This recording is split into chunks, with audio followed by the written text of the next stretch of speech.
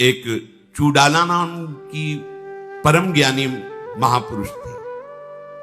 उनके पति राजा थे। वो कोशिश करती कि इनको समझाऊं और आत्मज्ञान में स्थित करूं।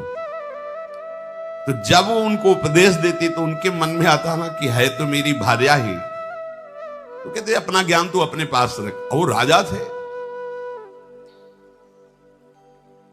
एक दिन जब रोज उपदेश दिया जाता है तो कभी न कभी तो प्रभाव पड़ता है। एक दिन उन्होंने कहा, तो तुम देख नहीं पा रहे हो, तुम्हारी यौवन अवस्था वृद्धावस्था की तरफ जा रही हो, तुम मृत्यु के नजदीक पहुंच रहे हो, ज्ञान शून्य हो, तुम्हारा जीवन धिक्कार योग्य हो जाएगा। राजन सावधान हो जाओ। इस शरीर में आसक्ति, स्त्री शरीर में आसक्ति, भोगों में आसक्ति, ये तुम्हारी दुर्गति कर देगी। हम तुम पर दया करके कह रहे हैं कि आप सावधान हो जाओ। उनको लगा कि छोड़ो राज्यपाल और वैराग्य धारण कर लो। ये प्राय रोज हमको बोलेंगी और बात भी सही है। शरीर तो नाशवान है, आज नहीं तो कल नष्ट होगा, मुझे इनकी बात मान लेनी चाहिए। अगर उनको ये बात समझ में आ जाती कि जो हमको वैराग्य प्रदान कर रही है उसी के आगे हाथ जोड़कर बैठ जाए कि अब आगे क्या करना है, तो कहीं नहीं जाना पड़ता, वहीं सब कुछ बोध प्राप्त हो जाता। क्योंकि बोध संपन्न महापुरुष थी चूडाला। अब वो छोड़ दिए राज्य। उनका नाम सिखित ध्वज था। पहाड़ों में जाके एक कुटिया बनाई, झोपड़ी कुश की, और घोर वैराग्य से रह करके भगवत चिंतन का अभ्यास करने लगे। पर अशांत चित्त रहता। बार बार मन में आता, राज्य कैसा चलता होगा, इतना मुझे प्रेम करने वाली मेरी भार्या कैसे रहती होगी, मेरे पुत्र, मेरी प्रजा में क्या होता होगा। अंदर जलन, अशांति। जब दुचित होता है तब अशांति बहुत होती है। दुचित कबहु परितोष न लाही। इधर घोर वैराग्य से रहना और अंदर से राग इस बात का। अब चूडाला जी सिद्ध पुरुष थे। उन्होंने विचार किया कि पत्नी भाव से तो समझ नहीं पाए, इनको सुख पहुंचाने के लिए इनका पूज्य भाव धारण करना पड़ेगा हमें, क्योंकि पत्नी पे पूज्य भाव नहीं होता। देखो, उत्तम बात यह है कि जहां से हमें ज्ञान मिले, जहां से हमें भगवान की प्रीता मिले, हम ये नहीं कहते कि तुम उनका चरणामृत उतारो, पर अगर वो भाई है या पत्नी है या कोई भी है, वहां मन से उसको गुरु रूप से वर्ण कर लेना चाहिए। जैसे बिल्व मंगल जी ने चिंतामणि को गुरु रूप से वर्ण किया कि अगर चिंतामणि ने सदुपदेश न किया होता, हमारे साथ कटु व्यवहार न किया होता, तो आज मैं श्री कृष्ण प्रेम को नहीं प्राप्त होता। पर प्राय होता है नजदीक के संबंधों में ऐसी पूज्य भावना नहीं बन पाती है। बड़ा उपदेश करती है तो पत्नी ना, ये भाव नहीं होना चाहिए। अगर ठीक उपदेश मिल रहा है तो मेरे भगवान इस रूप में आकर उपदेश कर रहे, मेरे गुरुदेव भगवान यहां से बोल रहे, ऐसा भाव रखना चाहिए। अब वो विचार करके एक सुंदर ऋषि रूप धारण किया और आकाश मार्ग से उनके सामने से उतरी। जिसको वास्तविक ब्रह्म बोध हो जाता है, सारी सिद्धियां हाथ जोड़कर उसकी सेवा में खड़ी होती। जैसे श्रीमद राधा सुधा निधि में श्री राधा किंकरी नाम लुठति चरणयूर अद्भुता सिद्धि कोटि। राधा दासियों के चरणों में करोड़ों अद्भुत सिद्धियां लौटती रहती हैं। आकाश, अब ये क्यों दिखाया? क्योंकि श्रद्धा बनेगी ना। आकाश मार्ग से ऋषि वेश में उन्हीं की पत्नी चूडाला उतरी, उनके साथ हाथ जोड़कर खड़े हो गए, अर्घ दिया, साष्टांग दंडवत की और कुशासन दिया और कहा, हमें आपको देखकर ही इतना आनंद हो रहा है कि आज हमारे भाग्य खुल गए। मेरा हृदय जल रहा था वैराग्य में रहने पर भी, पर आपके दर्शन से अद्भुत आनंद। हे ऋषिवर, आप हमारा अर्घपाद स्वीकार करके विराजमान होइए। चूडाला ने कहा, राजन, जो ऋषि रूप में है, हमें प्रेरणा हुई कि मैं आपको कुछ बोलूं कि आपकी श्रद्धा हमारे पर है। क्योंकि प्रथम हृदय श्रद्धा जो करे, बिना श्रद्धा के उपदेश ठीक नहीं रहता। ऊषर में बीज बो देने के समान है। आरत अधिकारी जब पावे गूढ़ तत्व न साधु दुरावे। चूडाला ने कहा, राजन, तुमने अभी सर्व त्याग नहीं किया, इसलिए तुम्हारे हृदय में शांति नहीं और ना कभी हो सकती है। बात पकड़ लीजिए। तो उन्होंने कहा सर्व त्याग आप कैसे कह सकते हैं कि मैंने नहीं किया? अपने राज्य का त्याग किया, अपने बंधु बांधवों को त्याग किया, अपनी प्रिय भार्या का त्याग किया, पुत्रों का त्याग किया, राज सुखों का त्याग किया, और आप कैसे कह रहे हैं कि आपने सर्व त्याग नहीं किया? तो राजन, आप विचारवान हैं, विचार करके देखिए। राज्य आपका है, आपने रचना की है राज्य की, प्रजा आपने बनाई है? नहीं। धन आपने पैदा किया है? नहीं। ये शरीर आपने बनाया है? नहीं। फिर आपका था क्या जो आपने त्याग किया? ये धन, स्त्री, गृह, राज्य, भूमि, छत्र, बंधु बांधव ये आपके थे ही नहीं, तो आपने त्याग क्या किया है? कैसे आप अपने को त्यागी मान रहे कि मैं सर्व त्यागी हूं?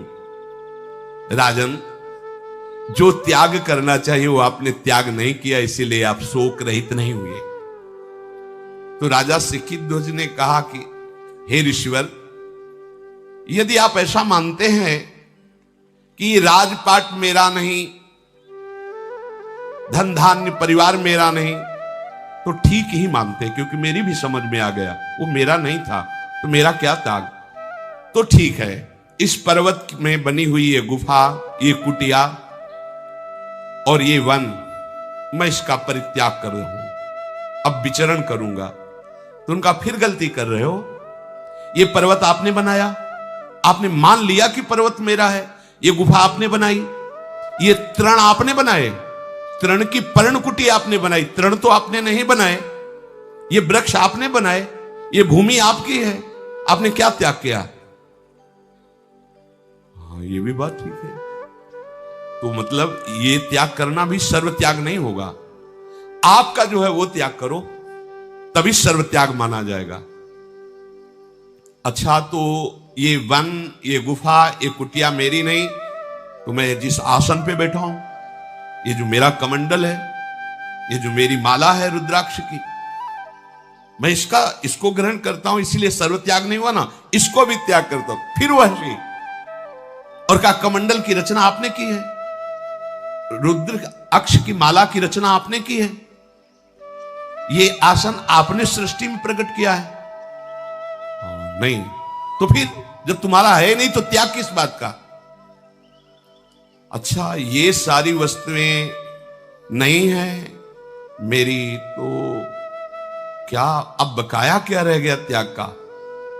अच्छा, तो मैं अपने शरीर को पर्वत से गिरा करके नष्ट कर दूंगा, क्योंकि शरीर को तो सर्व त्याग माना जाएगा। फिर हंसी और कहा, राजन, चिरकाल तक इसी देहाभिमान में तुम शोकित हो रहे हो। यह देह तुम्हारी रचना है क्या? तुमने इसमें क्या बनाया है? इस बेचारे को नष्ट करने की बात तुमने कैसे सोच ली? जब तुम रचना नहीं कर सकते तो नष्ट करने का अधिकार तुमको कैसे मिला?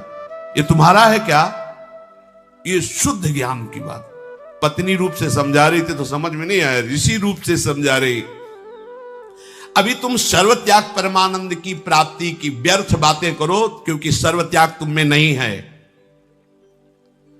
सीखी द्विज बोले कि सर्वत्याग में ये रक्त मांस में शरीर,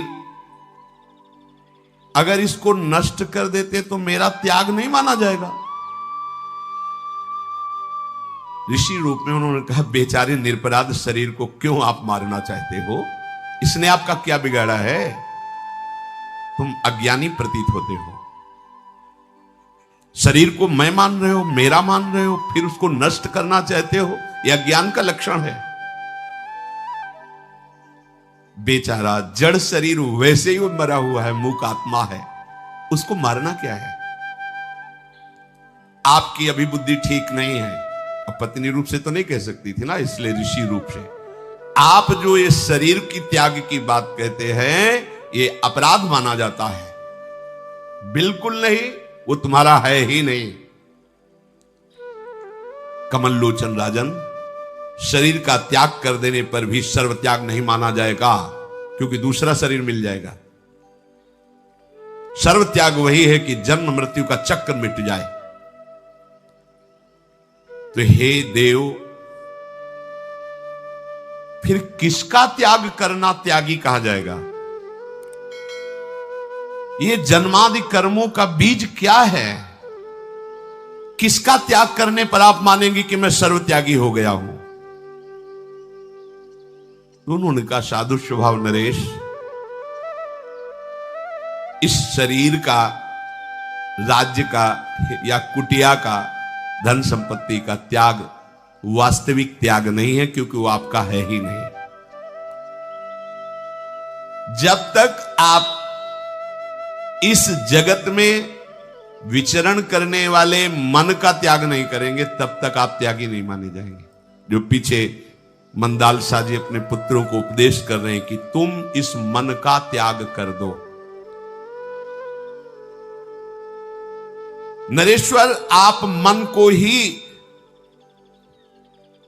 संपूर्ण पापों की जड़ और जन्म मरण की जड़ और सबसे बड़ी संपत्ति, यही रचना करता रहता है। सारा का सारा खेल इसी मन का है। यही जगत है। यही सर्वात्मा पापात्मा बन जाता है। सर्वात्मा पापात्मा बन जाता, यही सब रूपों में है मन। मन का ही, जैसे स्वप्न में देखा ना, स्त्री पुरुष, बाजार, मारपीट, दुख सुख, लाभ हानि, कुछ नहीं था। केवल एक मन ने रचा, केवल एक मन ने, कुछ नहीं, बिल्कुल असत्य। कहा कि सर्व त्यागी वही कहा जाता है जो मन का त्याग कर देता है। अब ये बड़ी समस्या है। अपने लोग तो मानते थे त्यागी वैरागी सन्यासी अपने शरीर को खूब सजा धजा के, कपड़ा लत्ता, घर परिवार छोड़ दिया है। पर यहां वास्तविक त्याग किसे माना जाता है? जो मन का त्याग कर देता है, मन से ही अपना संबंध हटा देता है। ये वीर बहादुर कोई गुरु कृपा पात्र कर सकता, दूसरा नहीं। सृष्टि पूरी इसी से चल रही है। मन ही बंधन और मोक्ष का कारण है। अब आप देख लीजिए, मन अगर हट कर ले कि इस फूल को देखना है, तो आप आंख मूंदोगे तो फूल सामने खड़ा कर दे, सामने ऐसे ले आएगा। उसको आंख मूंदने से कोई मतलब नहीं, बहुत बहुत प्रवीण है, पूरी पिक्चर सामने खड़ी कर देगा और इतना व्याकुल कर देगा आपको कि वहीं ले जाएगा, वही करवाएगा। और वैसे ही चराचर जगत को फांसे हुए एक मन।